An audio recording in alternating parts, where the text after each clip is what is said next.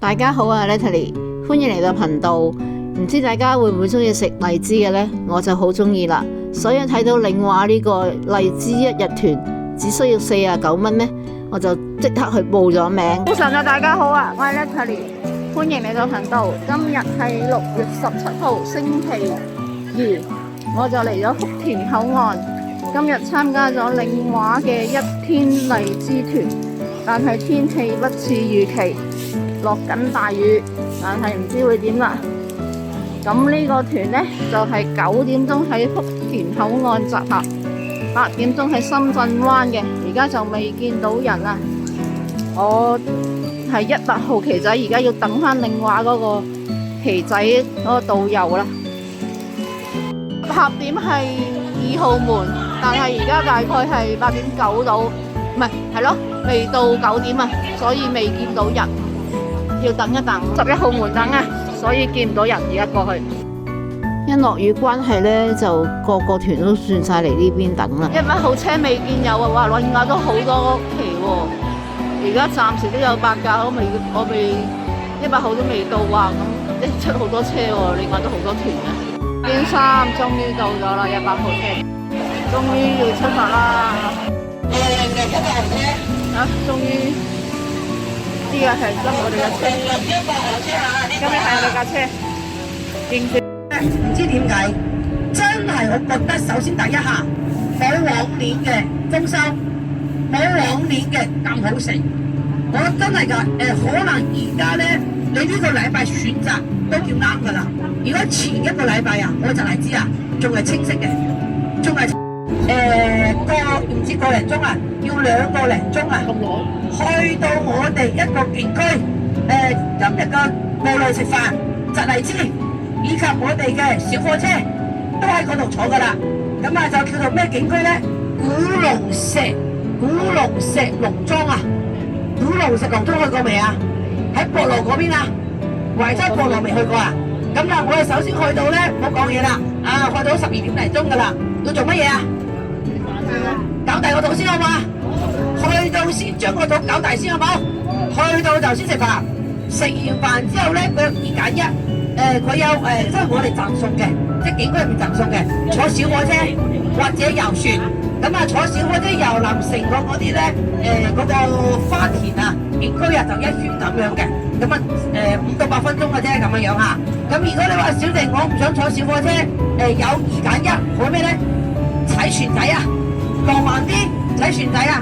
但你識唔識踩㗎？咁多位要自己踩嘅喎，要喺湖嗰度咧踩船仔咁樣。咁我建議坐小大家睇睇嘅，圍一圍咁樣嘅，咁樣啊。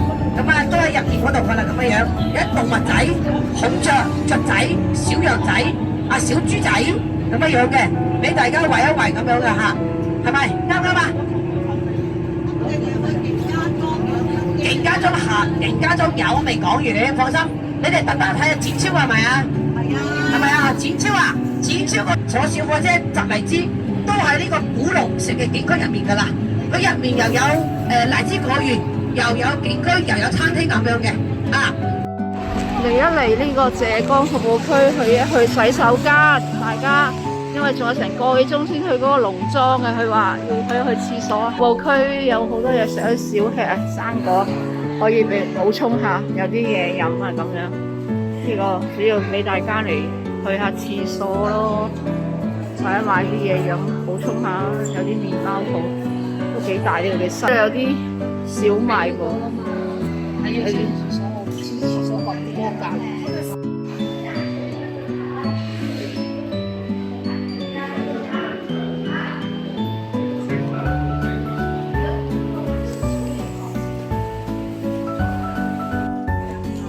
有間特產店，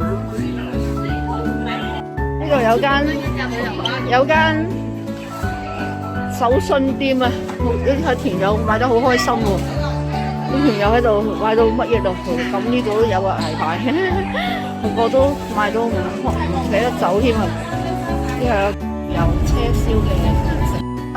有新嘢野生腰果喎，呢個係陳皮啊，登記你哋做啦，老香黃陳皮。個同樣唔一樣，佢攞咗最靚嘅嗰啲。係海苔嘅，叫做紅糟鴨肚啊，真係。12:21到啦，就嚟到食晏晝嘅地方啊，個農莊啊，呢個小火車啊，摘荔枝全部都係廳嘅環境啊。雖然唔係咩豪華，但係好有農家嘅風味啊！我哋坐4號台今日揾到啦，4號台。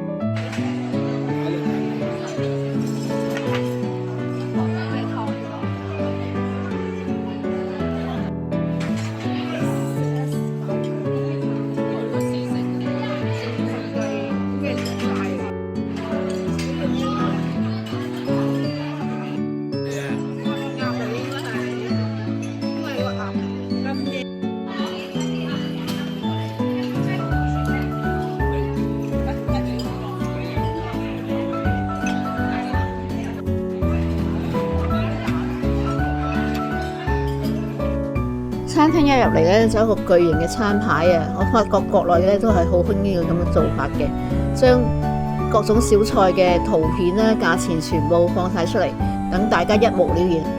啲荔枝樹咧太高啦，我哋根本就摘唔到，所以佢已經摘定咗一大堆落嚟俾我哋自己慢慢食㗎啦。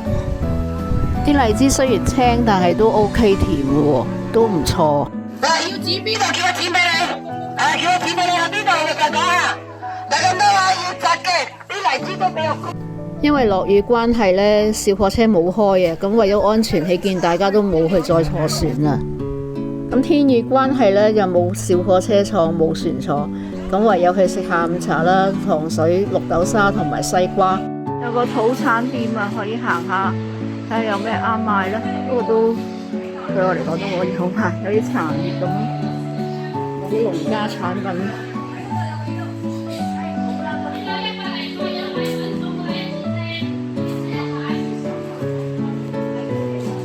有啲煲湯材料啊，嗰啲咁咯。不過佢啲公公婆婆長者們咧就最喜歡係呢啲噶啦。呢邊有啲蜜糖啊，樣樣有啲，西瓜都有，先西瓜。有啲叫咩炒飯米，好似唔知有冇各位有冇食過咧？好長㗎個米，係3色喎，我嚟炒飯用。哦，用水浸咗佢，然之後印度米啊，咁長米嚟嘅，長嘅，係咯，複雜啊。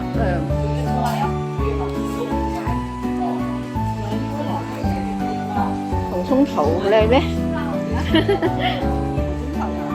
？15蚊斤喎，睇下佢唔知幾多錢。佢一斤係500克嘅啫喎，你唔好忘記。